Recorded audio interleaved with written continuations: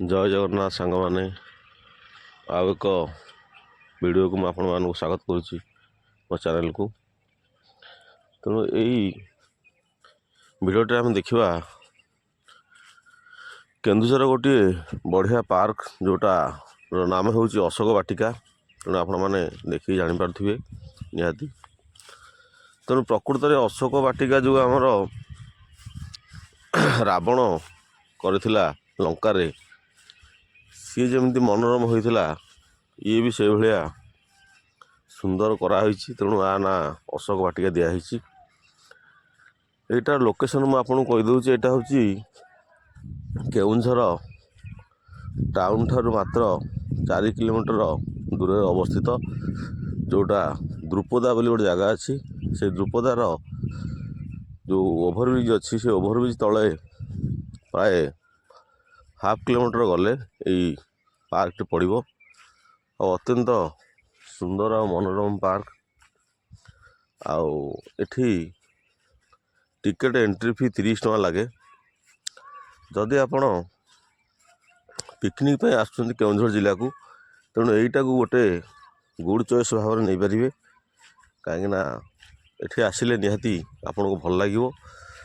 ଆଉ ଜାଗାଟା ଅତ୍ୟନ୍ତ ସୁନ୍ଦର, ଫୁଲ ଗଛ ଆଉ ପିଲାମାନେ ଦେଖନ୍ତୁ ଖେଳିବା ପାଇଁ ସବୁ ପ୍ରକାର ବ୍ୟବସ୍ଥା କରାଯାଇଛି। ଯେଉଁଟା ମେଳା ଯାତ୍ରାରେ ଆପଣ ଗୋଟିଏ ଦୋଳିରେ ବସିବା ପାଇଁ ଆପଣଙ୍କୁ 30-40 ଟଙ୍କା ଦେବାକୁ ପଡ଼େ, କିନ୍ତୁ ଏଠି ଅପର୍ଯ୍ୟାପ୍ତ ଦୋଳି ଆଉ ଅପର୍ଯ୍ୟାପ୍ତ ଖେଳର ଭଣ୍ଡାର ଅଛି। ତେଣୁ ଏତେ ସୁନ୍ଦର ଜାଗା, ତେଣୁ ମୁଁ ଏତେ ସୁନ୍ଦର ପାର୍କ ମୁଁ ପ୍ରାୟ ଦେଖିନଥିଲି। ତେଣୁ ଏଇଟା ଭଲ ଜାଗା। ତେଣୁ ମୁଁ ଆପଣମାନଙ୍କ ସହିତ ଏଇ ପାର୍କର ଦୃଶ୍ୟକୁ ସେୟାର କରିବାକୁ ଇଚ୍ଛା କଲି। ଆଉ ଆପଣମାନେ ମଧ୍ୟ ଯଦି ୟାର ପାଖରେ ଅଛନ୍ତି, ନିହାତି ଆସିବେ। ଆଉ ଏଇ ପାର୍କଟି ଏତେ ପୁରୁଣା ନହେଲେ ମଧ୍ୟ ପ୍ରାୟ 2 ବର୍ଷ ହେଲା ଏଇ ପାର୍କଟି ଆରମ୍ଭ କରାହୋଇଛି। ଆଉ ଏଇଟା ଗୋଟିଏ ଯେଉଁ କହନ୍ତି ପ୍ରାଇଭେଟ୍ ପାର୍କ। ପ୍ରାଇଭେଟ୍ ପାର୍କ କ'ଣ ନା, ଏଇଟା ଜଣେ ବ୍ୟକ୍ତି ନିର୍ମାଣ କରିଛନ୍ତି। ଏଇଟା କୌଣସି ପ୍ରକାର ଯେଉଁ ସରକାରୀ ଅନୁଦାନ ନାହିଁ। ତେଣୁ ଏଠି 30 ଟଙ୍କା ଟିକେଟ୍ ହିଁ ଲାଗେ।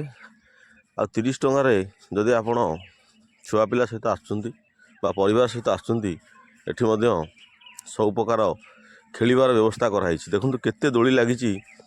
ଆପଣ 30 ଟଙ୍କାଟା ନିହାତି ଉଠିଯିବ, ଏଥିରେ ଭାବିବାର ନାହିଁ। ଆଉ ଏଠି ବିବାହ, ବ୍ରତ ଆଉ ବିଭିନ୍ନ କାର୍ଯ୍ୟକ୍ରମର କରିବା ପାଇଁ ମଧ୍ୟ ସୁନ୍ଦର ବ୍ୟବସ୍ଥା କରାହୋଇଛି। ଆଉ ଏଠାରେ ସେସବୁର ପାଇଁ ସୁନ୍ଦର ଏବଂ ମନୋରମ ସ୍ଥାନ ଅଛି। ତା ସହିତ ଭିତରେ ଆଉ ସପିଂ ଅଛି। ସପିଂ କହିଲେ ଏଇ ଯେଉଁ ଚା, କଫି ଆଉ କୌଣସି ଜିନିଷ କିଣାକିଣି କରି ଖାଇବା, ଏଇସବୁ ଅଛି। କିନ୍ତୁ ଏଇ ଲୁଗାପଟା ସପିଂ ଏସବୁ ନାହିଁ। ତେଣୁ ଏଇସବୁ ଅଛି। ଦେଖିପାରୁଥିବେ କେତେ ସୁନ୍ଦର ସୁନ୍ଦର ଦୋଳି ସବୁ ଅଛି। ତେଣୁ ମୁଁ ମଧ୍ୟ ଦୋଳି ଆଉ ଦେଖିକି ନିଜକୁ ସମ୍ଭାଳି ପାରିଲି ନାହିଁ। ତେଣୁ ଆମେ ପ୍ରାୟ ସାନ ଘାଗରା, ବଡ଼ ଘାଗରା ଆଉ ଅର୍ଦ୍ଧନାରୀଶ୍ୱର ଯେଉଁ କେନ୍ଦୁଝରର ଅଛି, ସେସବୁ ଦେଖିଲା ପରେ ଆମେ ଶେଷ ବେଳକୁ ଆସିଥିଲୁ। ଏଇଟାକୁ ଶେଷକୁ ରଖିଥିଲୁ ବୁଲିବା ପାଇଁ। ଆଉ ଭଲ ସ୍ଥାନ ଦେଖନ୍ତୁ କେମିତି କେମିତି ସବୁ ଦୋଳିର ବ୍ୟବସ୍ଥା କରାହେଇଛି। ଆଉ ସବୁଆଡ଼େ ଛୋଟ ବଡ଼ ସମସ୍ତଙ୍କ ପାଇଁ ଗୋଟେ ମନୋରଞ୍ଜନର ବ୍ୟବସ୍ଥା କରାହେଇଛି। ଆଉ ଏଠି ଛୋଟ ପିଲାଙ୍କ ପାଇଁ କୌଣସି ଟିକେଟ୍ ଲାଗିନଥାଏ, କିନ୍ତୁ ପ୍ରାୟ ଯେଉଁମାନେ ଟିକେ ବଡ଼ ଥାଆନ୍ତି ସେମାନଙ୍କ ପାଇଁ ଟିକେଟ୍ ହିଁ ଲାଗିଥାଏ। ଆଉ ଇଏ ହେଉଛି ସେଇ ସୁନ୍ଦର ଏବଂ ମନୋରମ ପାର୍କ, ଯେଉଁଟାର ନାମ ହେଉଛି ଅଶୋକ ବାଟିକା। ତେଣୁ ଏଠି ଦେଖନ୍ତୁ କେତେ ବଢ଼ିଆ ଭାବରେ ଯୁଆଡ଼େ ଆପଣ ଯିବେ, ସବୁଆଡ଼େ ଗୋଟେ ମନମୁଗ୍ଧକର ପରିବେଶ। ଆଉ ପ୍ରାୟ ପାର୍କରେ ଥାଏ କ'ଣ ନା, ଚାଲିବା ପାଇଁ ବ୍ୟବସ୍ଥା ଥାଏ।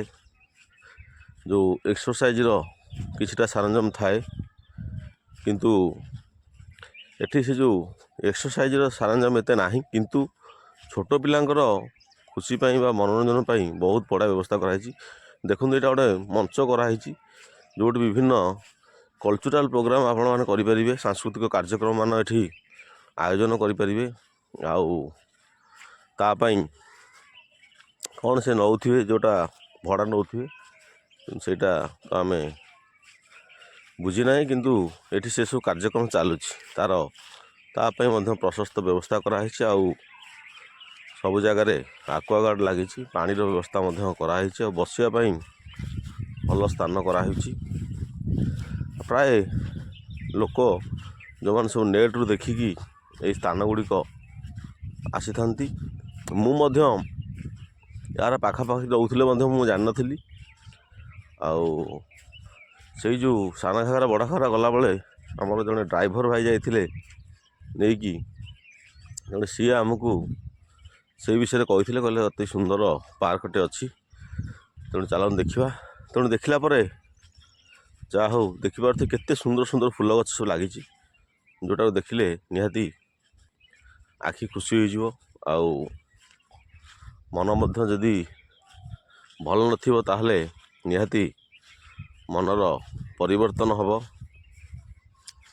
ଦେଖନ୍ତୁ କେତେ ସୁନ୍ଦର ସୁନ୍ଦର ଗଛ ସବୁ ଲାଗିଛି।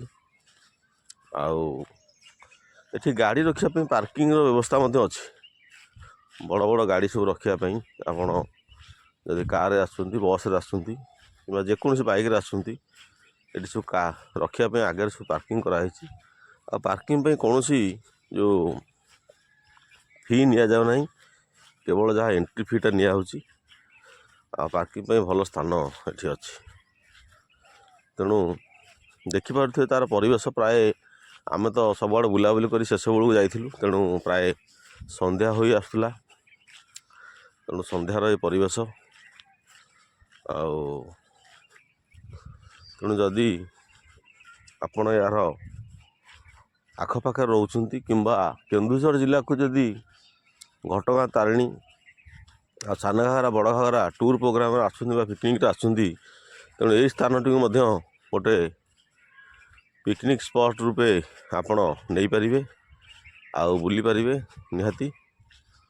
ତେଣୁ ଇଏ ବେଶୀ ଦୂର ନୁହଁ, ଟାଉନ୍ ଠାରୁ ମାତ୍ର 3-4 କିଲୋମିଟର ଦୂର। ତେଣୁ ଏ ଜାଗାକୁ ଆପଣ ଆସିପାରିବେ ଆଉ ଦେଖି ମଧ୍ୟ ପାରିବେ। ଆଉ ରହିଲା ଏଠି ଆପଣ ଏହା ନିକଟରେ ଆପଣ ଯେଉଁ ସାନ ଘାଗରା ବଡ଼ ଘାଗରା ରହିଲା, ସେଠି ଆପଣ ଭୋଜି ଫୋଜି କରି ଖାଇକି ଏଇଟାକୁ ନିହାତି ସେଇ 3ଟା-4ଟା ସମୟରେ ଆପଣ ଆସି ଏ ସ୍ଥାନଟିକୁ ବୁଲିକି ଦର୍ଶନ କରି ଯାଇପାରିବେ, ଦେଖିପାରିବେ। ଦେଖନ୍ତୁ କେତେ ଯୁଆଡ଼େ ଆପଣ ଦେଖିବେ ସବୁଆଡ଼େ ଗଛ ଲାଗିଛି, ଆଉ ସବୁଆଡ଼େ ଅତ୍ୟନ୍ତ ସୁନ୍ଦର ଆଉ ପରିଷ୍କାର ପରିଚ୍ଛନ୍ନ। କୌଣସି ଜାଗାରେ ଆପଣ ଗୋଟିଏ ଅଳିଆ ଦେଖିବେ ନାହିଁ କି ଗୋଟେ କାଗଜ ଟୁକୁଡ଼ା ମଧ୍ୟ ଆପଣ ଦେଖିବାକୁ ପାଇବେ ନାହିଁ। ଏତେ ସୁନ୍ଦର ପରିବେଶ ଆଉ ଏତେ ସୁନ୍ଦର ରକ୍ଷଣାବେକ୍ଷଣ କରାହେଇଛି, ନିହାତି ଏଇଟା ଆପଣମାନଙ୍କ ମନକୁ ଛୁଇଁବ ବୋଲି ମୋର ବିଶ୍ୱାସ। ତେଣୁ ମୁଁ ତ ଭିଡ଼ିଓ ମାଧ୍ୟମରେ ବିଭିନ୍ନ ସ୍ଥାନର ଭିଡ଼ିଓ ମୁଁ ଆପଣମାନଙ୍କ ପାଇଁ ଛାଡ଼ିଛି। ଆଉ ବିଭିନ୍ନ ପ୍ରକାର ପାର୍କର ମଧ୍ୟ ଦୃଶ୍ୟ ମୁଁ ଭିଡ଼ିଓ ମାଧ୍ୟମରେ ଆପଣମାନଙ୍କ ପାଇଁ ଛାଡ଼ିଛି। କିନ୍ତୁ ଇଏ ତା ମଧ୍ୟରୁ ଗୋଟିଏ ଅତ୍ୟନ୍ତ ସୁନ୍ଦର ଦୃଶ୍ୟ, ଦେଖିପାରୁଥିବେ କେତେ ବଢ଼ିଆ ଏହାର ଭ୍ୟୁ ଦେଖାଯାଉଛି। ତେଣୁ ନିହାତି ଯଦି ଆପଣମାନେ ଏଠିକି ଆସିବାକୁ ଚାହୁଁଛନ୍ତି, ତାହେଲେ ଇଏ ସେଇ NH ମେନ୍ ରୋଡ଼ରୁ ମାତ୍ର 200-300 ମିଟର ହେବ ଭିତରକୁ। ତେଣୁ ଭଲ ସ୍ଥାନ, ବେଶୀ ଦୂର ନୁହେଁ। ଆଉ ଏଠାରେ ଆସି ଆପଣମାନେ ନିହାତି ନିଜର ଅବସର ବିନୋଦନ ବା ଟାଇମ୍ ସ୍ପେଣ୍ଡ କରିପାରିବେ। ତେଣୁ ଭିଡ଼ିଓ ତ ପ୍ରାୟ ଶେଷ କରିବାର ସମୟ ଆସିଯାଇ ସାଙ୍ଗମାନେ। ତେଣୁ ପୁଣି ଦେଖାହେବା ଆଉ ଗୋଟିଏ ସୁନ୍ଦର ଭିଡ଼ିଓରେ। ଆଉ ଇଏ ସେଇ ବସିବା ପାଇଁ ଯେଉଁ କଫି ପିଇବା ପାଇଁ ସ୍ଥାନ ମୁଁ ଦେଖାଉଥିଲି, ଦେଖନ୍ତୁ ଏଠି ଆମର କୁନି କୁନି ଝିଅମାନେ ମଧ୍ୟ ତାଙ୍କର ଖେଳ ଚଲେଇଛନ୍ତି। ତେଣୁ ସମସ୍ତଙ୍କ ପାଇଁ ଏଠି ଗୋଟେ ବଢ଼ିଆ ମନୋରମ ସ୍ଥାନ। ବୟସ୍କ ଲୋକମାନେ ମଧ୍ୟ ଉପର ଦୋଳି ଅଛି, ସେଥିରେ ବସି ଝୁଲି ପାରିବେ। ତା ସହିତ ଛୋଟ ଛୁଆମାନଙ୍କ ପାଇଁ ମଧ୍ୟ ବଢ଼ିଆ ଏଠି ବ୍ୟବସ୍ଥା କରାହୋଇଛି। ତେଣୁ ଦେଖନ୍ତୁ କେତେ ଖୁସି ସିଏ ହେଉଛନ୍ତି, ଆଉ ଯେଉଁ ଦୋଳିର ମଜା ନେଉଛନ୍ତି। ବିଭିନ୍ନ ପ୍ରକାର ଦୋଳି ଏଠି ବ୍ୟବସ୍ଥା କରାହୋଇଛି। ତେଣୁ ଭିଡ଼ିଓ ସାରିବାର ସମୟ ହୋଇ ସାଙ୍ଗମାନେ, ପୁଣି ଦେଖା ହେବା ଆଉ ଗୋଟେ ସୁନ୍ଦର ଭିଡ଼ିଓରେ। ଭଲରେ ଥାଆନ୍ତୁ ସମସ୍ତେ। ରଖୁଛି। ଜୟ ଜଗନ୍ନାଥ, ଜୟ ଜଗନ୍ନାଥ।